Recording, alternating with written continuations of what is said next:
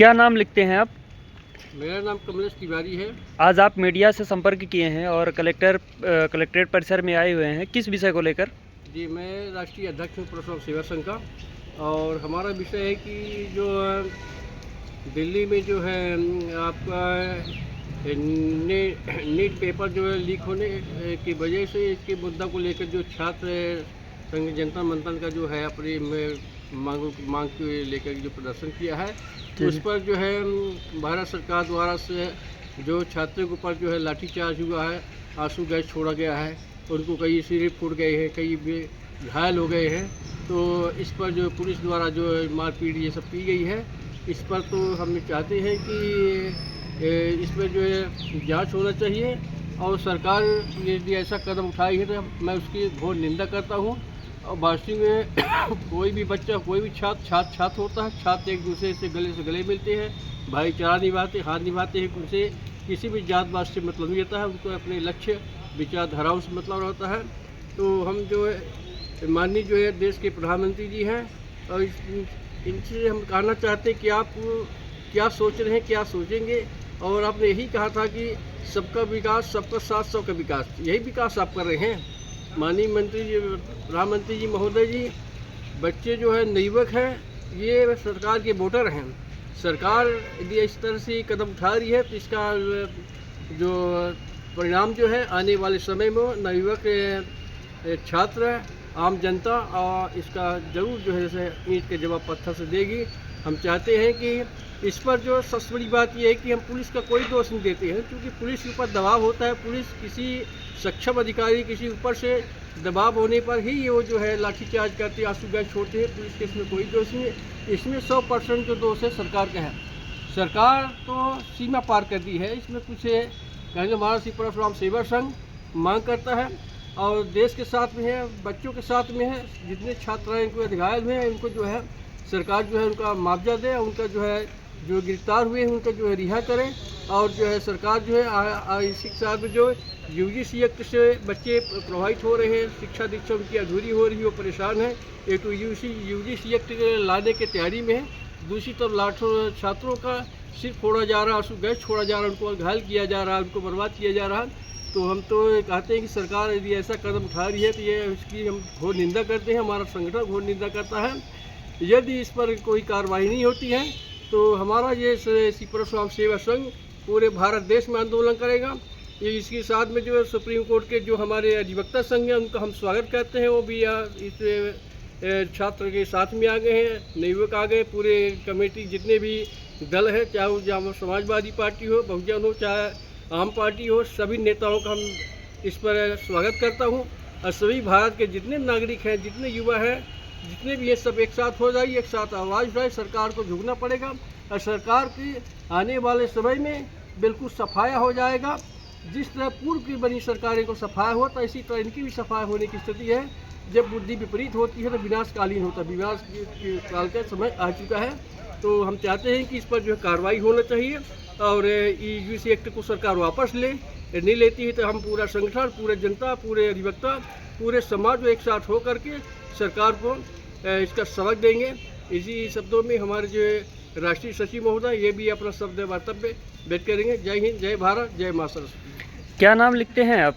Sir, हमारा नाम कृष्णा द्विवेदी है। आज आप कलेक्ट्रेट परिसर में आए हुए हैं और मीडिया से संपर्क किए हैं, किस विषय को लेकर? बिल्कुल सर, आज मैं मीडिया से संपर्क कर रहा हूँ क्योंकि मैं पिछले कुछ दिनों से देख रहा हूँ कि जो ये पेपर लीक हुआ है, और ये आज से नहीं, ये हर पेपर में यही कहानी होती है कि पेपर होते हैं, पेपर होने के बाद पेपर लीक जैसी समस्या सामने आती है।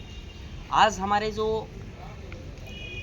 बच्चे हैं, है ना, वो देश के भविष्य हैं। आज वो अपने हक की लड़ाई लड़ने के लिए दिल्ली जंतर मंतर में खड़े हुए हैं, और हमारा प्रशासन उनको सुविधाएं तो दे नहीं पा रहा है, चीज़ें तो कर नहीं पा रहा है।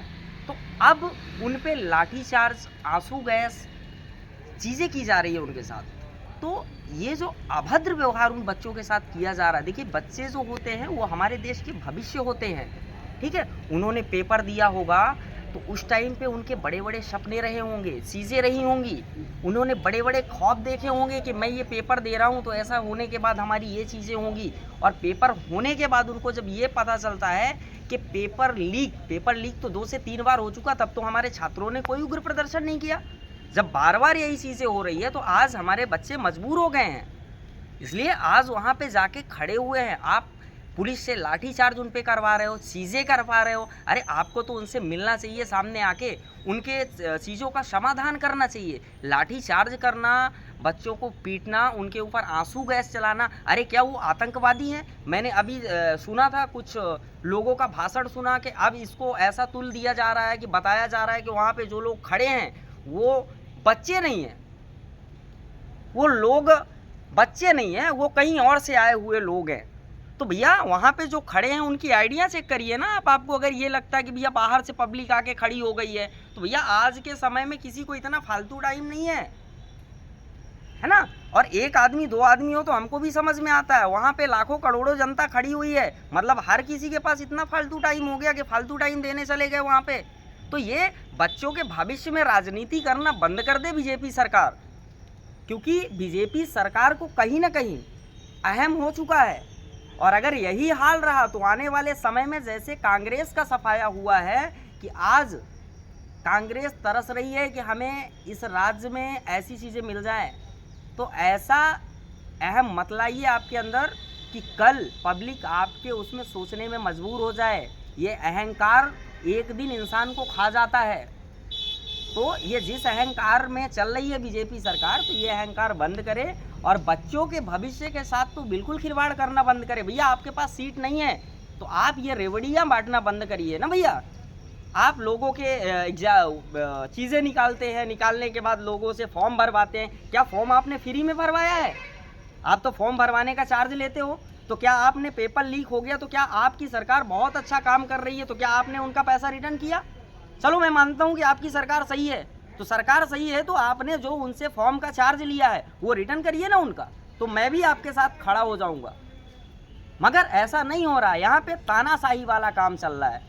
तो आपको मैं ये बता देना चाहता हूँ श्री परशुराम सेवा संघ का राष्ट्रीय सचिव होने के नाते कि आने वाले समय में अगर बच्चों के साथ ऐसी अभद्रता फिर से दोबारा की गई तो अभी तो वहाँ पे बच्चे खड़े हैं, आने वाले समय में श्री परशुराम सेवा संघ भी दिल्ली जंतर मंतर पहुंचेगा अगर यही हाल रहा तो। इसलिए हमारी हाथ जोड़ के माननीय राष्ट्रपति महोदय, माननीय प्रधानमंत्री महोदय, आप सभी से हमारी अपील है कि बच्चों के साथ ये जो उनके भविष्य के साथ खिलवाड़ किया जा रहा है ये करना बंद करें और उनकी जो ज़रूरतें हैं, जो चीज़ें हैं, वो सारी चीज़ें उनको करवाई जाए, क्योंकि उनका वो हक है। आपका हक मांगने वो नहीं गए हैं, वो अपना हक मांगने गए हैं। उनके साथ ऐसी चीज़ें हुई है। आपके पार्टी में तो कोई भी चीज़ें कुछ भी हो जाती है तो आप लोग हंगामे कर देते हो। तो भैया यहाँ तो बच्चों के भविष्य के साथ खिलवाड़ हुआ है। कई बच्चे फांसी लगा के ख़त्म हुए हैं।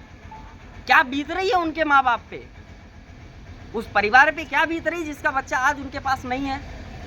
तो सरकार तो अपनी वोट बैंक की रोटियाँ सेंक रही है बरोबर से, उनका तो सब बल्ले बल्ले चल रहा है। तो हमारी यही अपील है हमारे सरकार से कि बच्चों के भविष्य के साथ खिलवाड़ करना बंद करें और ये जो अभद्र व्यवहार बच्चों के साथ किया जा रहा है ये तो बिल्कुल भी बंद कर दे।